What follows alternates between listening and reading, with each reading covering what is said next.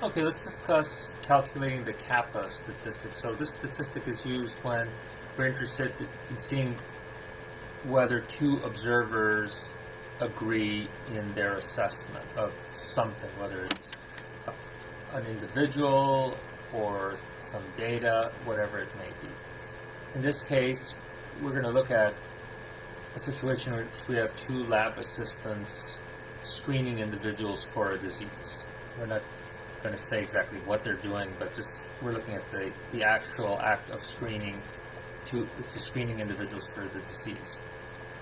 So what we'd like to do is identify the observed agreement, that means the number of times they actually agreed, and compare that to the agreement that would occur by chance alone, so just by accident. That would just, if it were done randomly, how many times would they agree just by chance alone? Alright, so here's the situation. We have two lab techs, Zim and Gur, working for Dr. Rodriguez. They are assessing the inter-observer reliability of the new R test for disease D. They each screened the same 200 participants. Zim identified 75 positives. That means they have the disease. So in 75 of the cases, Zim identified an individual as having the disease. Gur identified 60 positives. So there's a difference by 15, right? They agreed on 40 positives. That means in 40 of those 200 cases, both identified the individual as being positive. So we're going to calculate the Kappa and interpret the results. So let's go ahead and do that using my tablet here, my bamboo tablet. So let's start by writing out this situation here. So let's make a table here. So we have two reviewers. There's Gur, and then there's Zim. And Gur identified some as positive, Gur identified some as negative. Zim did, sorry. Gur identified some as positive and some as negative. And then there's a total in each case. There's a total here, there's a total here. And we know that, we know that there were 200 individuals. Let's just erase this. We know that there were 200 individuals in total. There were 200 individuals, right? So the total should have been up here. Okay, so we know that there are 200 individuals in total.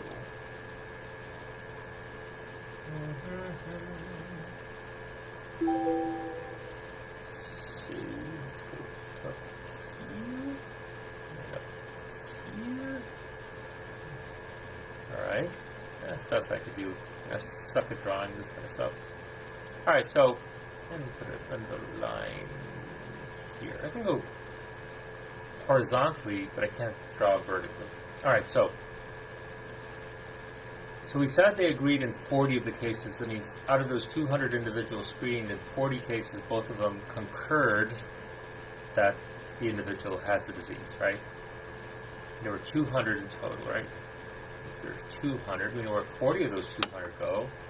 We know that, let me go back to the question here. We know that Gur identified 60 positives and Zim 75. So if Gur identified 60 positives, so these are the 60 that Gur identified. And we know that Zim identified 75 as being positive. We can write down these column and row totals, right? So what we don't know is how many Gur identified as negative that Zim identified as positive, this cell right here.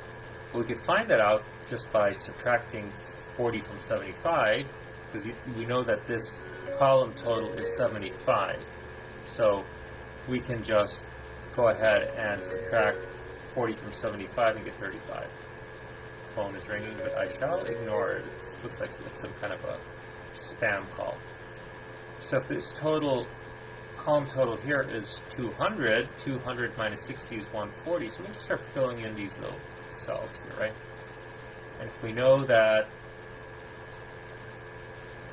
the total negatives for Zim We don't know what that is, but we know that the total here is 200, and the total positives for Zim is 75. So 200 minus 75 is 125, right?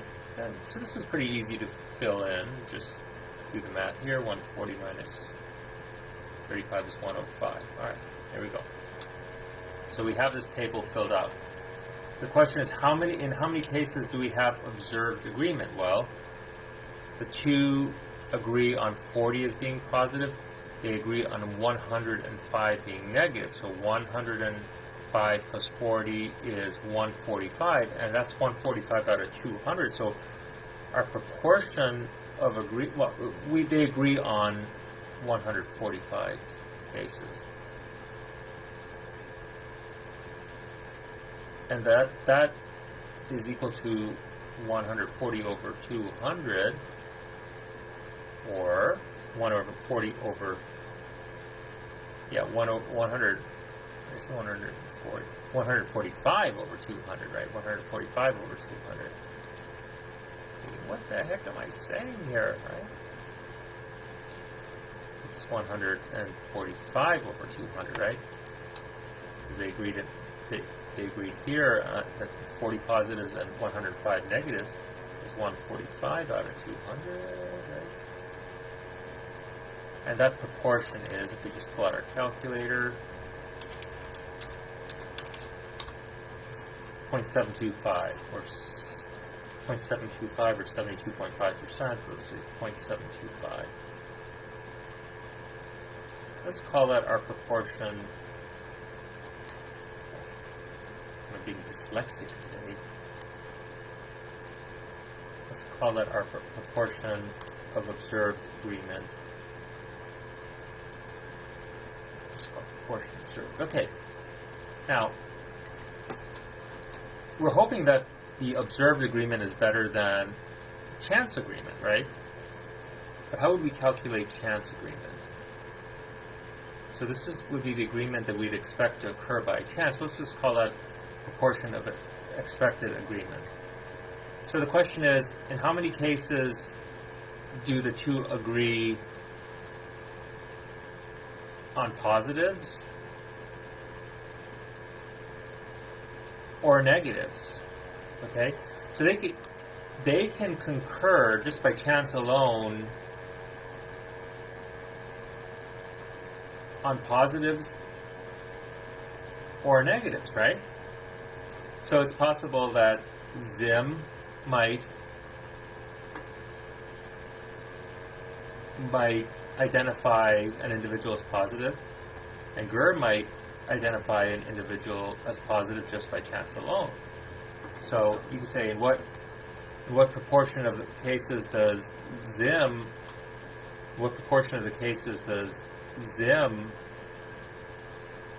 identify somebody as positive, right? And Gur identifies somebody as positive.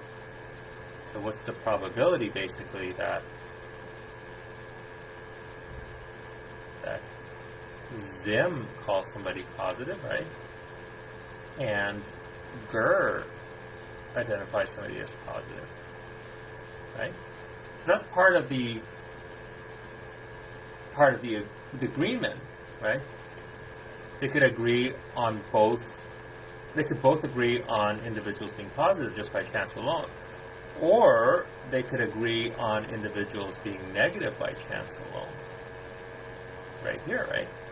So, what's the probability that Zim identifies some individuals as negative and Gur identifies some individuals as negative? Gur, I should say. Gur, not Zim. Gur is negative. Right? So, just by chance alone, both Zim and Gur might identify someone as being positive, or both Zim and Gur might identify someone as being negative. So the question is, what's the probability? So let's work this out. Okay, what's the probability that Zim identifies somebody negative and Gur identifies somebody as negative? So in terms of statistics, we can use what's known as the multiplication rule of probability to complete this problem, right? The multiplication rule is used when we're looking for the intersection of two events, right? So GER identifying somebody as positive and ZIM identifying somebody positive. They intersect right here. So that will be the product of the two. So it's the product of ZIM positive times. Well, actually, before I get to that, I'll just call that the intersection of the two. Okay, so that's the intersection of the two. GER positive, right? Or they could agree in terms of negative. So you have the probability of ZIM negative intersection. Oops, I don't want to write ZIM positive here. I'm just trying to mess with you, but I'm messing with you. Okay. All right. So they both have to, in order to answer this probability, they both have to be positive. In order to answer this probability, they both have to be negative. That's why we have the intersections here. And we can use a multiplication rule there. So that's the probability Z positive times the probability GER is positive.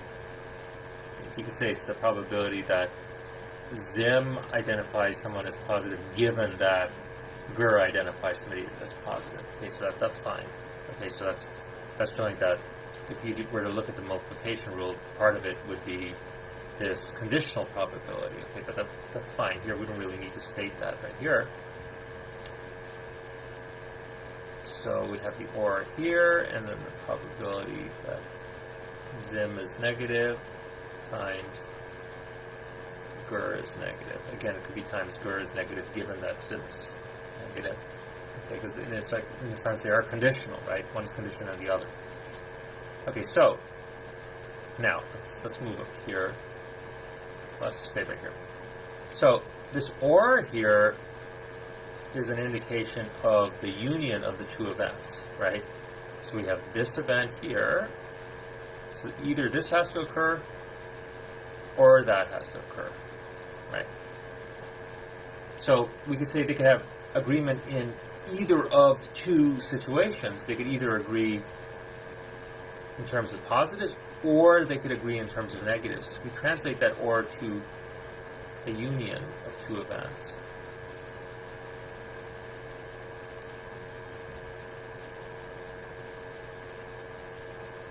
The union of two events, that means OR.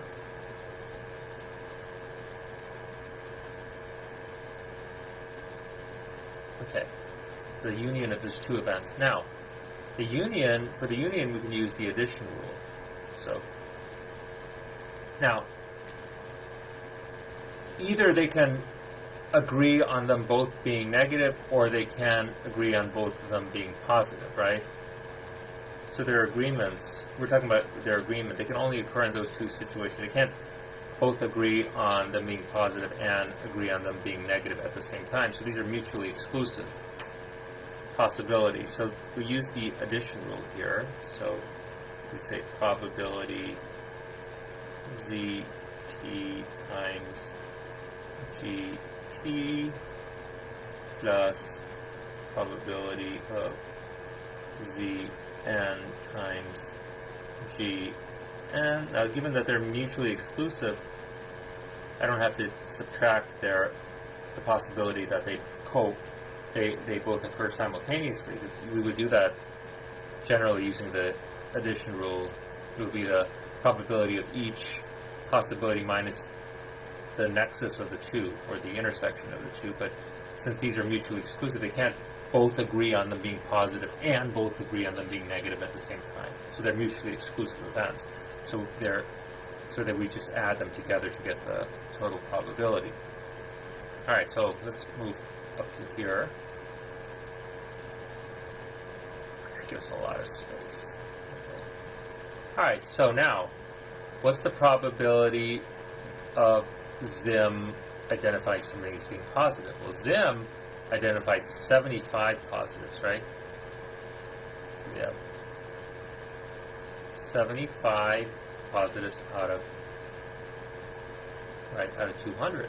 That's how many Zim identified as being positive. 75 out of 200, and Gur identified 60 out of 200 as being positive.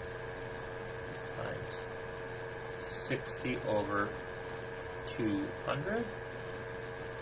And that we're going to add the product of their negative agreements. So Gur identified 140 out of 200 as being negative. Well, let's do Zim. We did Zim here and then Gur. So Zim identified 125 out of 200 as being negative. So 125 over 200, and Gur identified 140 out of 200 as being negative. 140 over 200. Alright, so what does that equal? Alright, so this equals, let's see, I did this already, so I could just look that up.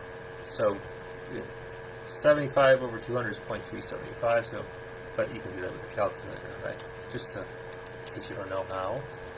75 divided by 200 equals 0.375, so 0.375, and then 60 over 200 is 0.3, right? So if you just do that, let's 60 divided by 200, 0.3 times 0.3 here, and then plus 125 out of 200, 125 divided by 200 equals 0.625, 625, and we multiply that by 140 over 200, which is 0.7.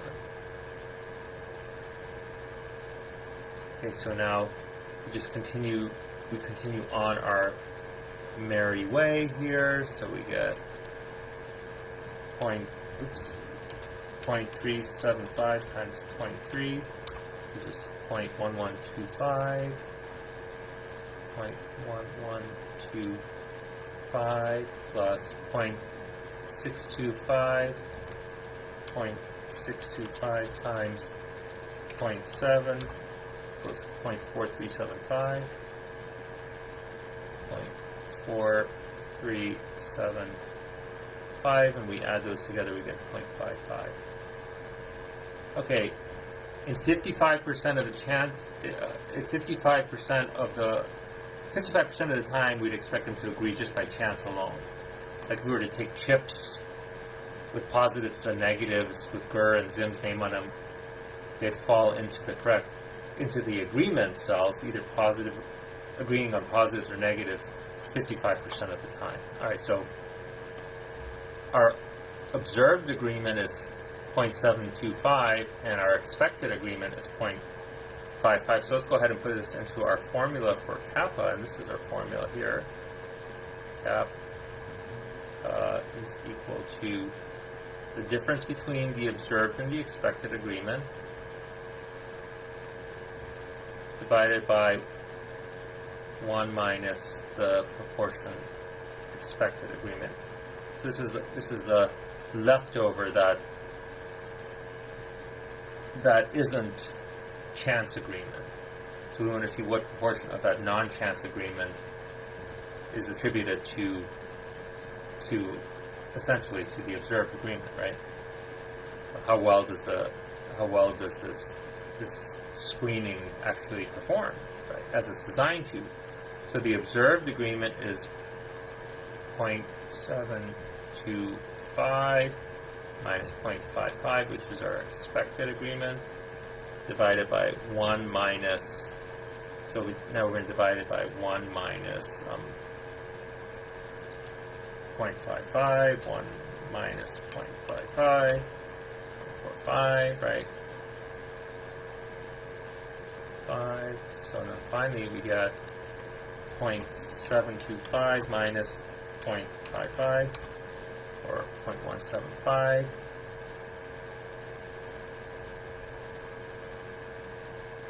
Divided by 0.45.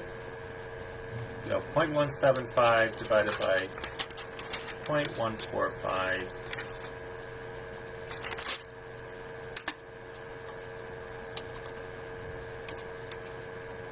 Oops, where's that?